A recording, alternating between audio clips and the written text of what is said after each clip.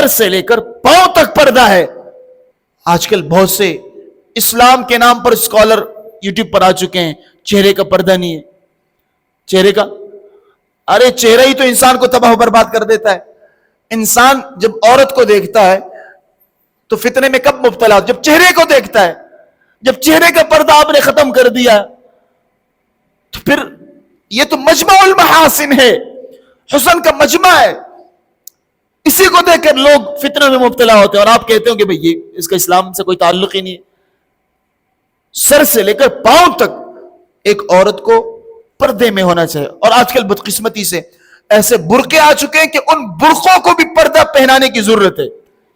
انتہائی چست, باریک اور رنگ برنگا برقع سادہ ہونا چاہیے, ڈھیلا ڈھالا ہونا چاہیے, کہ یہ نہ پتہ چل رہا ہو کہ بوڑھی جا رہی ہے جوان جا رہی ہے. شریعت کی نظر میں ایک عورت کے پاس سب سے زیادہ قیمتی چیز اس کی عزت ہے, اس کی ناموس ہے. اس کی عزت اور ناموس اس کی جان سے بھی زیادہ قیمتی ہے. اس لیے تو نبی علیہ الصلوۃ والسلام نے اس پر جنت کی خوشخبری دی ہے. آپ نے ایک حدیث میں فرمایا, المرأۃ اذا صلت خمسہا, جو عورت 5 ٹائم کی نماز کی پابندی کرے. یہ باتیں گھر میں بس ضرور بتانا.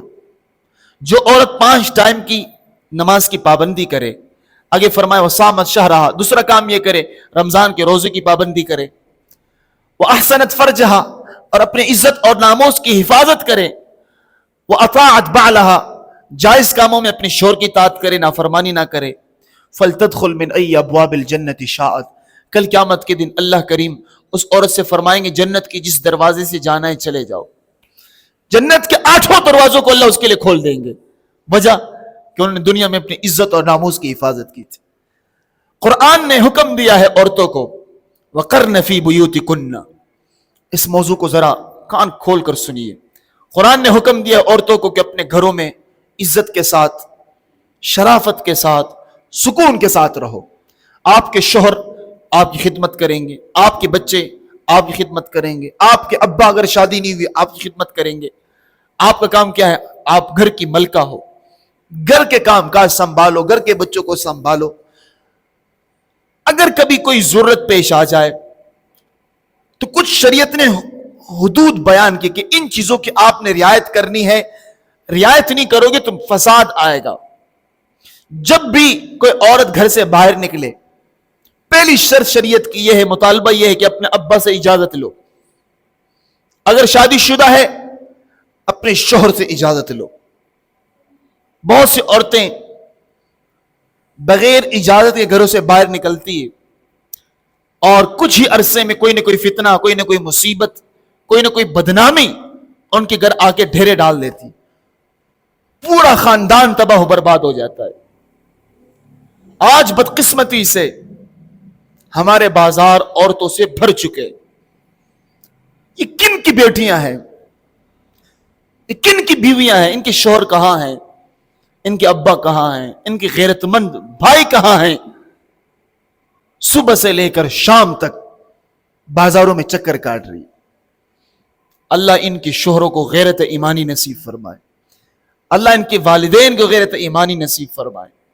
جب آپ اپنی بچیوں کو اتنا چھوٹ دیں گے کہ وہ آپ کی اجازت کے بغیر, موبائل ساتھ ہے ٹھیک ہے تو سمجھ میں آتا ہے, بازاروں میں چکرے لگا رہی ہے, بعد میں کل جب کسی مصیبت سے آپ دو چار ہوں گے پھر آپ مولوی کے پاس آئیں گے, مفتی صاحب یہ ہوا ہے ہمارے پاس, ہم کیا کریں؟ پھر آپ روتے رہیں گے. اس لیے اگر آپ شادی شدہ ہو پہلی فرصت میں اس کو گھر میں نافذ کرو, اپنی بچیوں کو گھر میں رکھو. بھائی اللہ کے فضل سے اللہ نے ہمیں اچھا معاشرہ دیا ہے. ہمارے ہاں تو عورتیں باہر نہیں جاتی لیکن اب نکلنا شروع کر چکے ہیں. یہ جو بازار بھر چکے ہیں, آپ جاتے ہیں یہاں سے عورتیں وہاں سے, ان کے مرد کہاں ہیں؟ یہ کام تو مردوں کا ہے. سبزی لانا, کپڑے لانا, سودا سلف کے لیے جانا, یہ تو مردوں کی ذمہ داری ہے. مرد نہ ہو تب سمجھ میں آتا ہے کہ عورتیں چلے جائیں. مرد موجود ہے, سب کچھ موجود ہے, پھر بازاروں میں گھومنا پھرنا یہ سمجھ سے بالاتر ہے. خدا کے لیے اس چیز کو کنٹرول کرو, اپنی بچیوں پر کنٹرول کرو, اپنی بہنوں پر کنٹرول کرو, اپنی بیویوں پر کنٹرول کرو, انہیں اپنے حدود میں رکھو, ان کو گھر کی چار دیواری میں رکھو, ان کو اچھا کھلاؤ, اچھا پہناؤ, لیکن گھر کے حدود کے اندر. باہر جب آپ اس کو نکالے, اپنی مائیت میں نکالے, ایسے بے لگام مت چھوڑے, کل یہ آپ کے گھر کو تباہ کر کے رکھ دیں گے. یہ مغرب کا جو معاشرہ ہے نا, آج کل سب کے پاس موبائل ہے, سب کے پاس موبائل ہے. یہ مغرب کے معاشرے کو دیکھتے ہیں, وہاں کے کلچر دیکھتے ہیں, وہاں کی ویڈیوز دیکھتے ہیں, سمجھتے ہیں کہ یار وہ تو بڑی خوشیوں کی زندگی گزارتے ہیں. اگر وہ زیادہ, ہم تو مسلمان ہیں, پہلی بات ہے ہم مسلمان ہیں بھائی.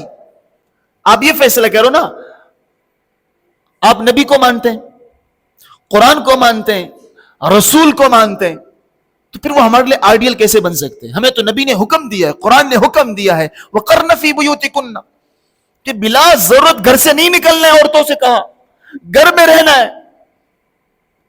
تو یہ تو ہمارے لیے آئیڈیل بن نہیں سکتے.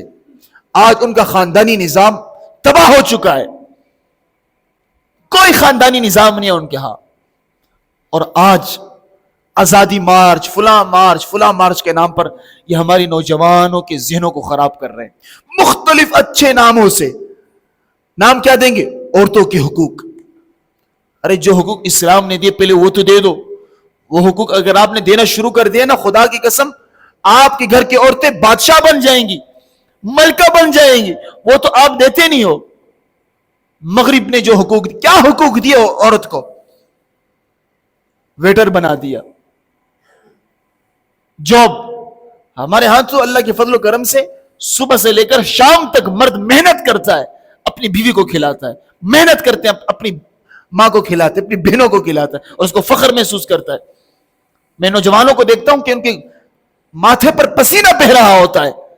کیا کر رہے ہو؟ اپنے بچوں کو کھلا رہا ہوں, اپنی بیوی کو کھلا رہا ہوں. انشاءاللہ اس محنت کی وجہ سے آپ جنت میں چلے جائیں گے. یہ بہتے ہوئے پسینہ یہ عبادت ہے خدا کی قسم. یہ دھوکے باز آج ہمارا خاندانی نظام ہے. ماشاءاللہ کوئی چچا ہے, کوئی پھپھا ہے, کوئی خالہ ہے, کوئی بیٹا ہے, کوئی بیٹی ہے. ایک بہترین ہمارا خاندانی نظام ہے. ان کے ہاں یہ نظام ہے ہی نہیں. نہ شادی کا نظام ہے, نہ نکاح کا نظام ہے. بس جو لڑکا پسند آگے بھاگ جاؤ اس کے ساتھ. ٹیشو پیپر کا طرح استعمال کریں گے, اس کے بعد ٹیشو پیپر جب خراب ہو جائے پھر کیا کرتے ہیں؟ اس کو جیب میں رکھتے ہیں, اس کو پھینک دیتے ہیں. ان کا بڑھاپا انتہائی خوفناک ہوتا ہے. آپ آئیے نا ہمارے مسلم معاشرے میں, جب داڑھی سفید ہو جاتی لوگ کتنا عزت دیتے ہیں. ان کے ہاں جب بڑھاپا آتا ہے اولڈ ہاؤس میں جمع کرا دیتے ہیں. اولڈ ہاؤس بنے ہوئے ہیں, سال میں ایک مرتبہ بیٹے صرف سیلفی کھینچنے کے لیے, پھول دینے کے لیے پہنچ جاتے ہیں, اور وہ تڑپتے تڑپتے تڑپتے مر جاتے وہیں اسی اولڈ ہاؤس میں. اب یہ ظالم, یہ درندے اس نظام کو ہمارے ہاں نافذ کرنا چاہتے ہیں اس موبائل کے ذریعے مختلف طریقوں سے. اس لیے قرآن کا حکم ہے کہ اپنی عورتوں کو اپنی چار دیواری تک محدود کرو, بلا ضرورت ان کو گھر سے باہر مت جانے دو, ان کو قرآن کی تعلیمات دو, ان کو سمجھاؤ. جب وہ باہر جائیں شوہر کی اجازت سے جائیں, ابا کی اجازت سے جائیں, بغیر اجازت کے نہ جائے. یہ پہلا ادب ہے. دوسرا ادب کہ جب آپ باہر نکلے زیب و زینت کے ساتھ, خوشبوئیں لگا کر, اس کی بھی اجازت نہیں ہے کہ آپ اجنبی مردوں کو اپنی طرف مائل کرے. کتابیں آ کے پڑھو, حدیث پڑھو, قرآن پڑھو. جو عورت خوشبو اس لیے لگائے کہ اجنبی مردوں کے سامنے سے گزرو, وہ مجھے پسند کرے, یہ عورت بھی زناکار ہے, دیکھنے والا بھی زناکار ہے. اس کو نبی نے زناکار عورت کہا ہے. اس لیے جب عورتیں گھر سے باہر نکلے تو ان کی خوشبو بھی ایسی نہ ہو کہ جس گلی سے گزرے پوری گلی والے سر اٹھا کر دیکھ رہے ہو کہ کون گزر رہی ہے. ایسی خوشبوئیں گھر میں استعمال کرے, باہر استعمال کرنے کی اجازت نہیں ہے.